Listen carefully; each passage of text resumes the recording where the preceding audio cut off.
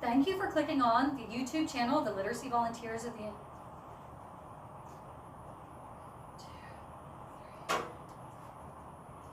Hello and welcome. Thank you for clicking on the Literacy Volunteers of Harrison County YouTube channel. We're a nonprofit United Way agency.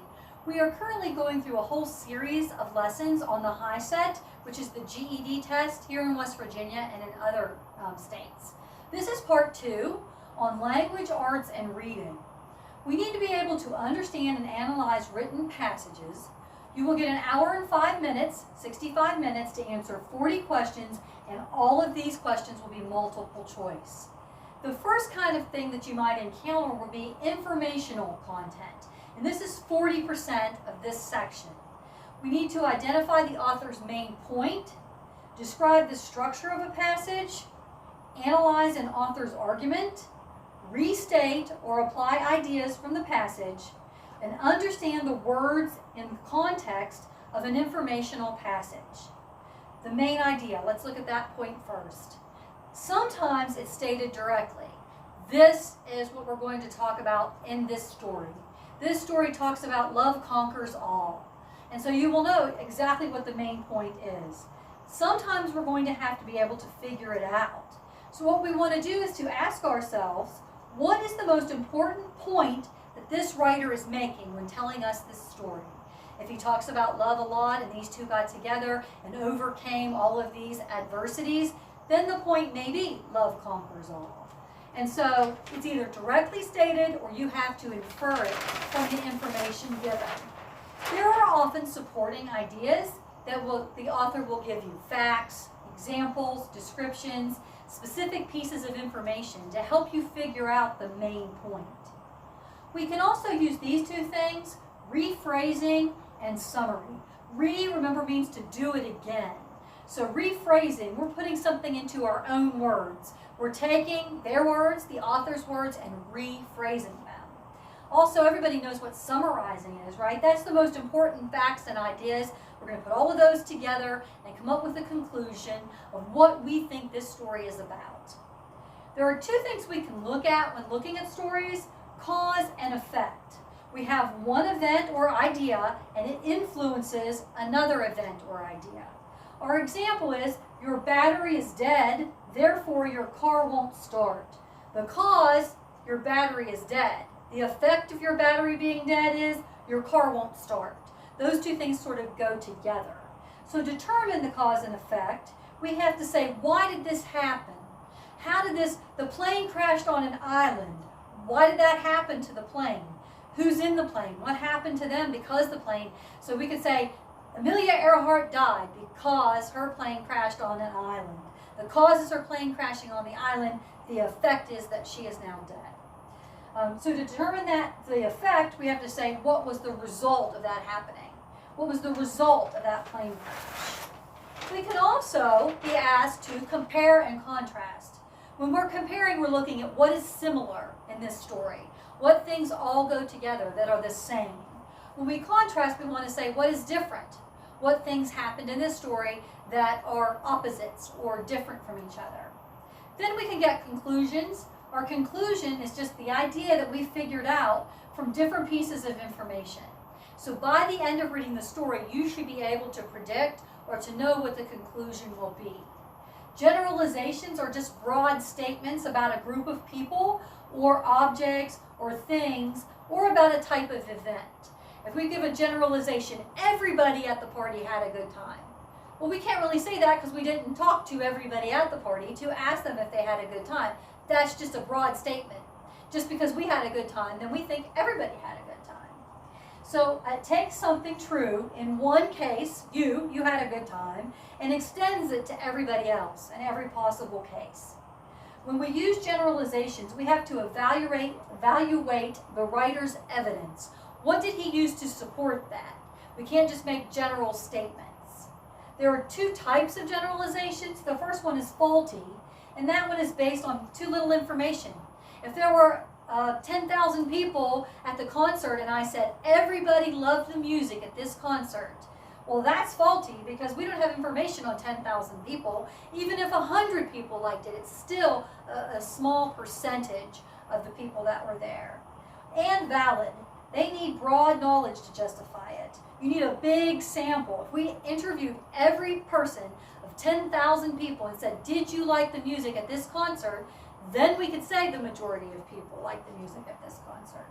And then it'd be able in order to better know whether to qualify a generalization as something that is true in most, but not all cases. So we have to be able to make some conclusions ourselves and to draw some ideas from what we're reading. Word choices.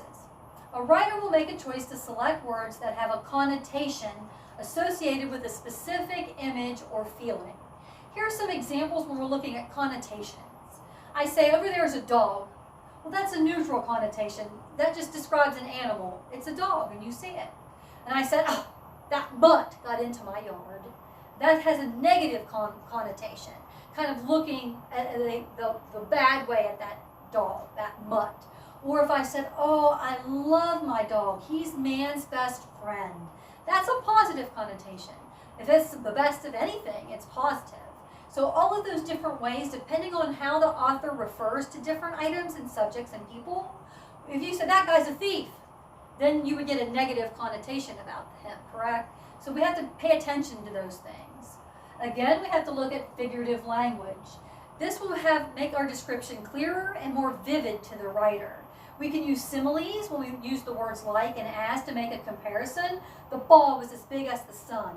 That's a simile. Or a metaphor. That implies a comparison between two objects. Life is a journey. We're comparing a journey to your life. Personification. The writer assigns human characteristics to non-human things. The wind blew and the tree banged against our windows. Typically when you think about banging, that's you banging on a door or against a window. But the tree banging gives human characteristics to that tree banging against the window. The writer's tone and point of view. The writer's attitude toward a subject is conveyed by the tone of the writing. Usually when you read, is the writer angry? Is the writer sad? Is the writer happy? How is he writing this story? And then you can kind of get an idea of what it's about. It's not directly stated, the tone, so to determine that we have to go back and look at that word choice and the manner in which he's expressing it. Again, the anger, the sadness, things like that. Ask yourselves, how would the writer sound if he were reading this aloud to me? Would he be angry? Would he be upset? Would he be happy?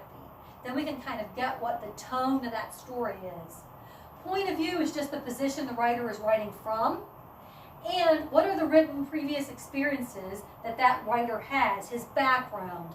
If we know before we're reading Ernest Hemingway, we know he ran with the bulls. So when we're reading stories written by him, we can better get an idea if he was actually there or things that happened in his life. Also the text structure. Writers make choices about how to organize informational and non-fiction materials based on their purpose for writing it. What are we going to put first? Something that catch your eye, catch your ear, make you interested in reading the rest of this article. It introduces an unfamiliar topic and then follows it with common examples to aid in our understanding. If you don't know anything about how to assemble an airplane's engine, and you just happened upon an article, what some examples they could use? Do you know how to do it? Have you seen an airplane? Do you know how to fix a car? Do you know what an engine does?